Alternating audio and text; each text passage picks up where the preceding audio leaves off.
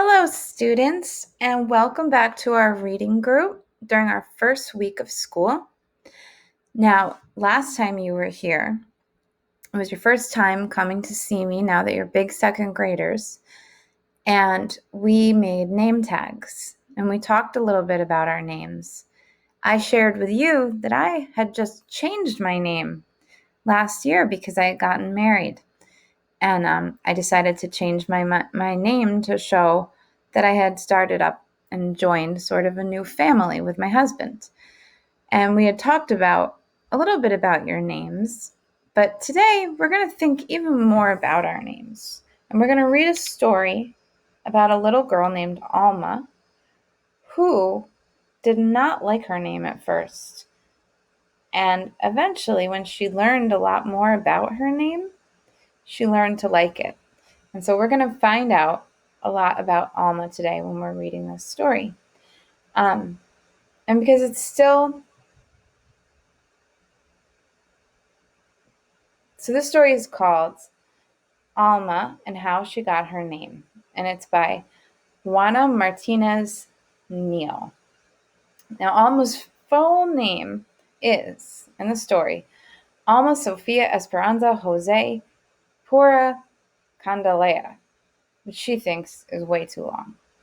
But then when her father tells her all about how she got it, she finds out some kind of amazing things about her family, which helps her to think about what is really important to her. Now, as I read you this book, we're going to make some connections with Alma and our own experiences. And we're also going to try to connect to some of the characters that we're going to learn about in the book. We're going to listen really, really hard to the words that the author is using as we read them. And then we're going to think about them, and they will help us understand Alma's message and the message that the author is trying to share with you through her. Sometimes it's not always quite obvious, and we're going to use this book to help us understand the author's message. Now, as we read this story, you're going to come across some words that you may not know already. One of them is ancestors. An ancestor is a person who is in your family in a past time.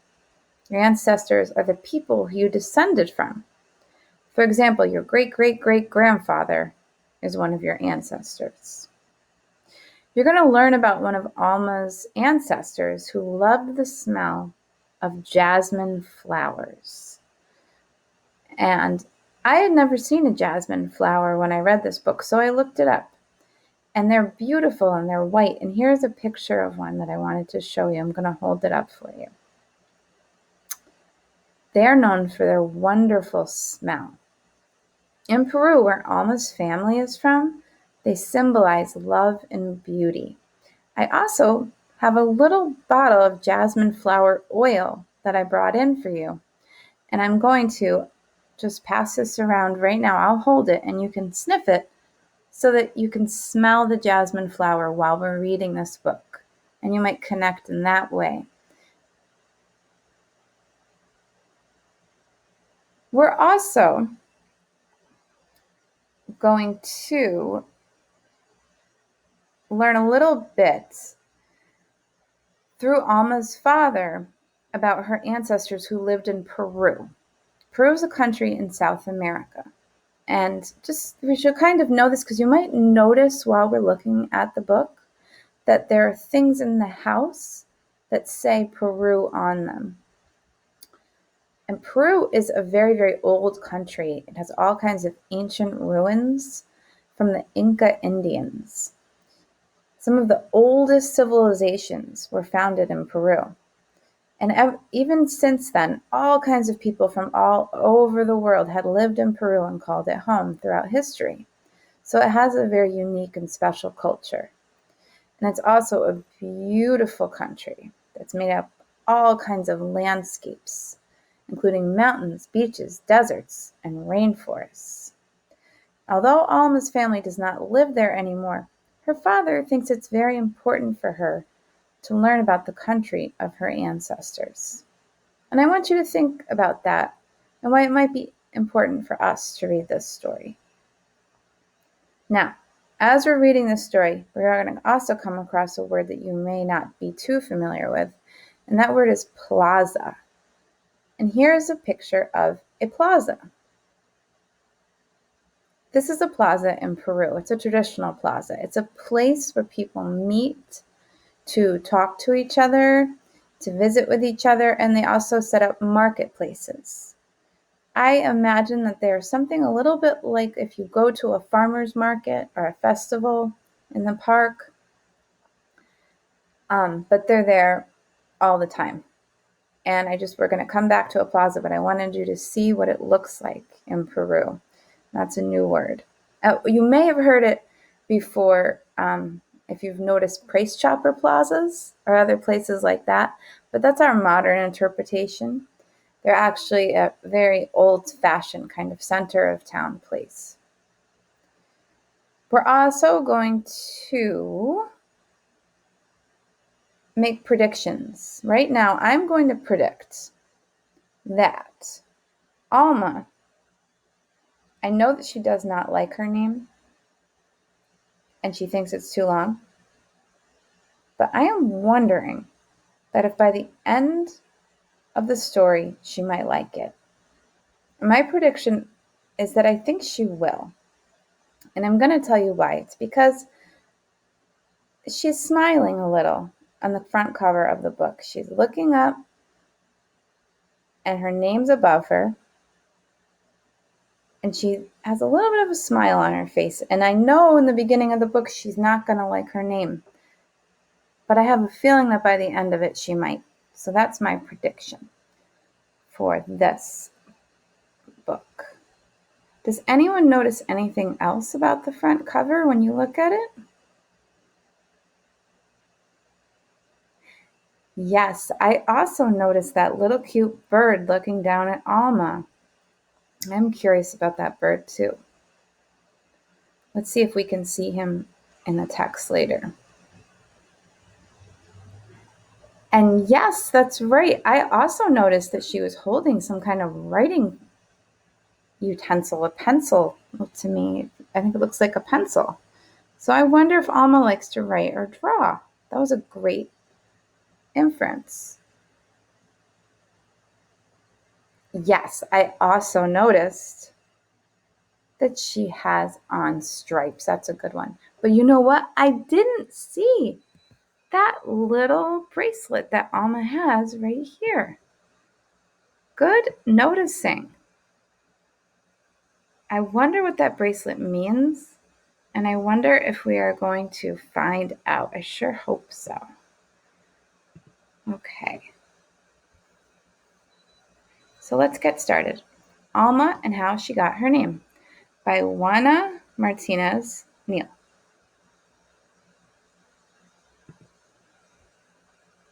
Oops.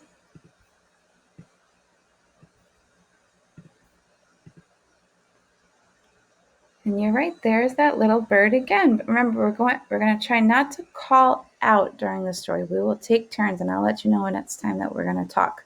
But that's great noticing. Maybe if you see the little bird, you could show me by tapping your head just once, and then I will nod and I'll notice that you saw it. Oh, good noticing. You guys are really paying attention to the illustrations. Okay. Alma Sofia Esperanza Jose Pura Candela had a long name. This picture shows me something. What are you seeing from the picture? That's right. It looks like she can't fit her whole name on the paper. It's too long if you asked her.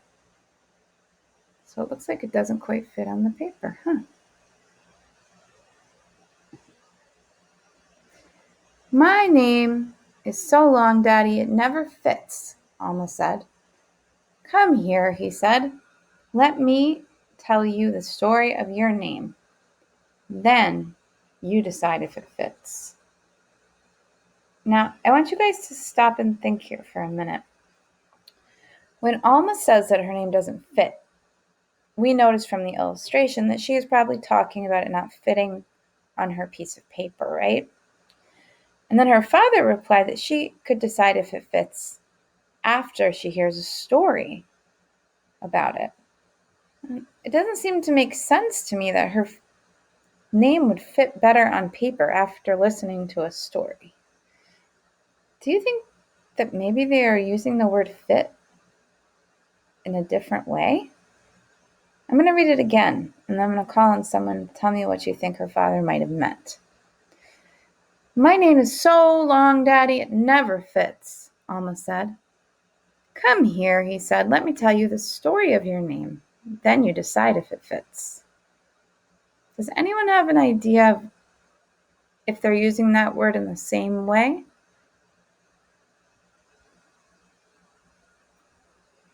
I agree with you. I think that her father is saying to her that after I tell you the story, you can decide if it's a good fit for you as a name. Where she's complaining about it not fitting on paper, he's saying, hold on a minute and let me tell you the story. I really think that was a great idea you had there. So there is her dad getting a book off of the shelf. And I see you touching your head, so I know you noticed the bird. Does anyone notice anything else in this picture? That's right. I see a book with the name of that country, Peru, on it. Good eyes. Oh, and there it is again. You're right. Can anyone spot one other place where you might see those letters? That's right. Right here. So what does that tell us? I think it tells us, I agree with you, that it tells us that their family really still likes to read and think about Peru, even though they may not be there anymore. So now he has the book out, and I'm going to look at these illustrations. And yep, I see you noticed the bird. Great job. So it looks like they're looking at a photo album to me. So let's see how he's going to tell her the story of her name. And he says, Sophia was your grandmother, he began. She loved books, poetry, jasmine, flowers, and of course, me. She was the one who taught me how to read. Remember how we talked about the jasmine flowers? And you can probably all still smell that jasmine oil that we just passed around. That was what her grandmother loved. And there's her grandmother. Good noticing. Looks like she has flowers around her. I wonder if those are jasmine flowers. They look like they might be.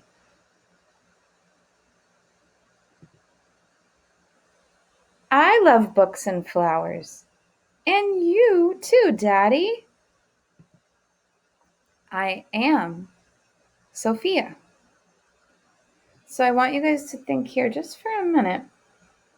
Why do you think she says, I am Sophia, after learning about her grandmother? I don't want you to answer that, but I want you to keep it in your mind. And you're right, those are different titles on the books. That's something I'm curious. Oh, that kind of looks like the word that we learned, jasmine. It's spelled a little differently because they're speaking Spanish in their country. So the books are, I think a lot of the titles are in Spanish, but maybe it's a book about jasmine flowers. I bet it is. So we'll come back to the I am Sophia. I wonder why she's saying I am Sophia. Is she saying that she is her grandmother? Or that Sophia is part of her name? Esperanza was your great-grandmother, he continued. She hoped to travel but never left the city where she was born. Her only son grew up to cross the 7 seas. Wherever her sailor son went, so did Esperanza's heart. So that's interesting. Her sailor son traveled the whole world, and she never left. But what do you think it means that her heart went everywhere that he went? Did her heart actually follow him? That's right. So what you're saying, Raju, is that her heart represents love. And so her love followed her son wherever he went. Great job pulling the meaning out of that phrase. Great job. And okay. And there is Esperanza. And there you could learn so much about her from looking at these pictures. The world is so big. I want to go see it, Daddy. You and me together. I am Esperanza. Oh, there that is again. That same, she had said, I am Sophia. And now she's saying, I am Esperanza. It's interesting. Jose was my father, Alma's daddy said. He was an artist with a big family, like many people had back then. Early each morning, he walked to the mountains and the plazas to paint everyday life. Sometimes I went along. Your grandfather taught me to see and love our people. Now that word came in. There it is, plaza. And remember how we learned that that is a street or a meeting place, like a marketplace? So his grandfather would walk to the mountains and to the plazas to paint everyday life. When he says, sometimes I went along, and then he says, your grandfather taught me to see and love our people. What do you think he means by see? To see the people. Well, why would he need someone to teach him to see people? Wouldn't he just see them automatically? What do you think the author's trying to say there? Or that the character of Alma's dad is trying to say when he says that his father taught him to see and love people? Oh, maybe he got him glasses. Well, that would be a very, that could work, but I'm not quite sure. I think the author might be trying to even go a little deeper than that. What did the grandfather do? That's right. He loved to paint. That's right. You guys got it. So through his painting, he helped his son to really look at other people and pay attention to them and then love them.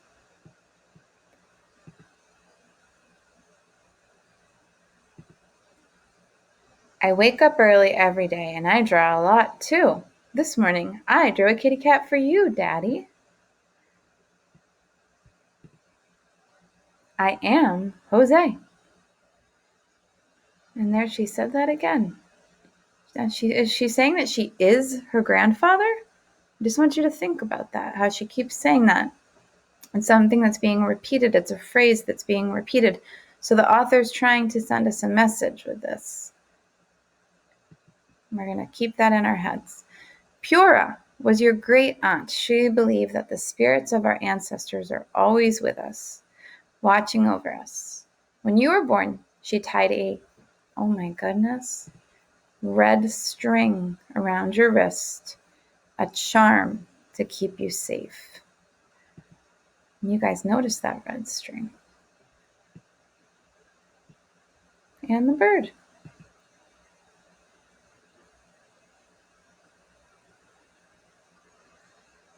Now, I missed it over here. I'm sorry. I'm going to read this one more time. Pura was your great aunt. She believed that the spirits of our ancestors, there's that word that we talked about, are always with us, watching over us. When you were born, she tied a red string around your wrist, a charm to keep you safe. Ancestors are the people in your family that came before you. They are the people in your family, like if you had a great-great-grandfather or a great aunt or uncle, that's your ancestor. And even if you never even knew them, never met them, they're still there because everyone alive has ancestors.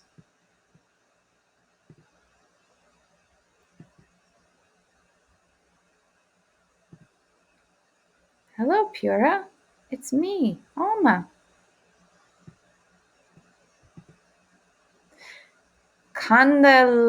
Candela was your other grandmother. She always stood up for what was right. Does anyone think they know what's happening in this picture?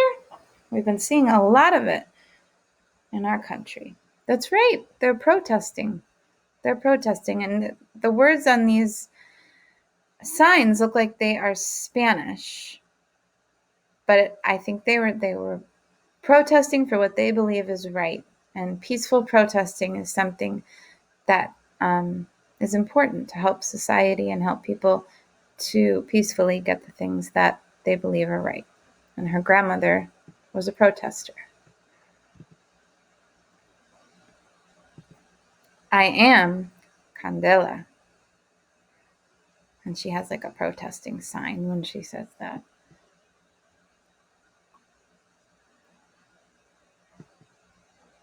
I love the story of my name. Now, tell me about Alma, Daddy. Where does that come from? I picked the name Alma just for you. You are the first and only Alma. You will make your own story. And there is her name, Alma Sofia Esperanza Jose Pura Candela. That's my name, and it fits me just right. I am Alma, and I have a story to tell. Do you guys remember in the beginning when we wondered about when her father said, "You will see if it fits you," at the end of the story? And she said, "And it fits me just right." So something happened. She was more worried about it fitting on a piece of paper in the beginning of the story. But what do you think became more important to her throughout the story? That's right. I agree with you. It became important to Alma that her name represented all of her ancestors, the people in her family that came before her. Now, what do you think about when she says, when her father told her, let me go back, "You are the first and only Alma. You will make your own story." What did he mean there? Did he mean she should go write a book right now? No, you're right. She meant that she'll do things her own way. She doesn't have to be just like any one of her ancestors. It was a great job using the clues from the author to understand what that phrase means, even though it doesn't exactly say it. But we've saw her say so many times, "I am Sophia. I am Esperanza," until eventually she put them all together and said her whole name. And then we see that's exactly right. We see that Alma comes together to be one whole special little girl who's different from all of them, but still a part of them.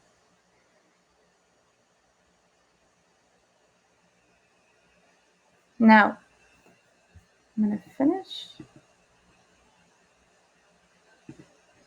And there she is.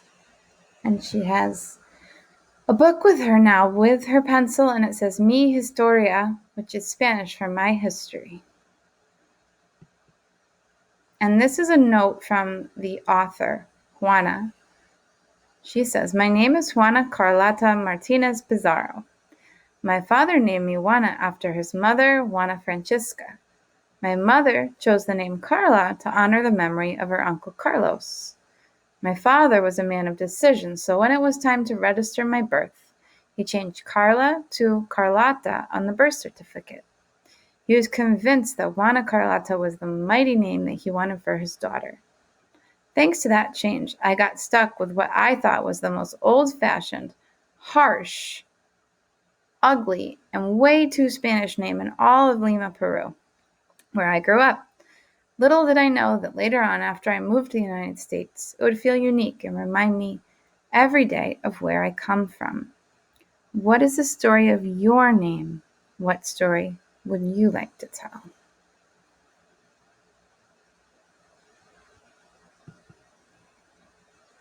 And then there's the dedication she put at the end to Victor Nicholas Martinez Gomez, my dad. And then you can also read this book in Spanish. So while we are at the end here of our story, I want to ask you a couple questions that we might be able to discuss.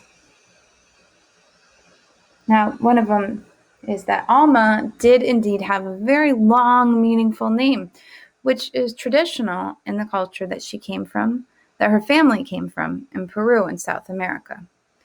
All cultures have really different ways of naming people and different traditions that have to do with names.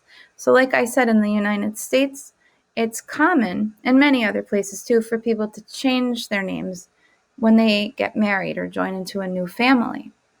Sometimes people use nicknames instead of their whole name.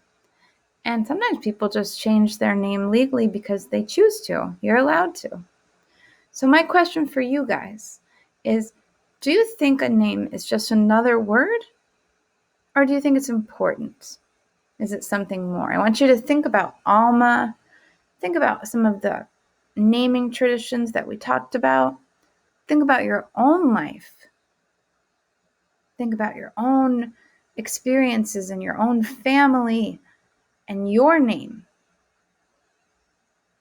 Do you think it's just a word?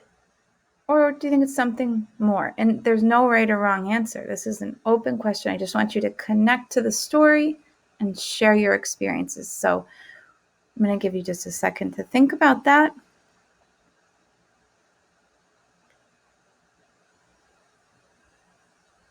Yes, those were all great responses, and I love your opinions on this. Thank you. Okay, so I have another question for you.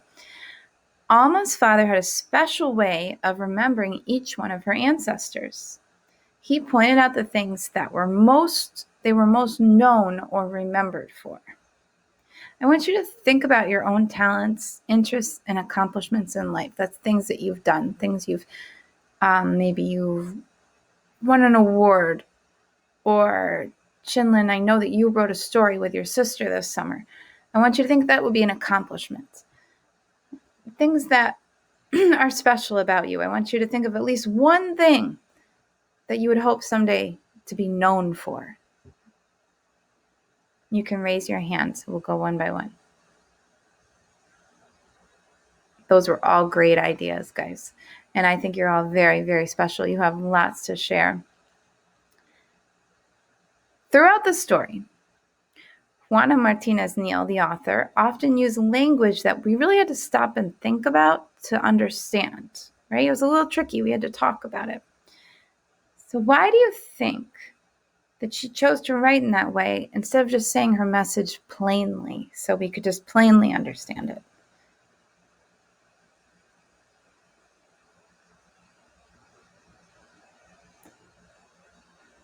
Wow, I hadn't thought of it in that way. But I think that you're right, Kwame.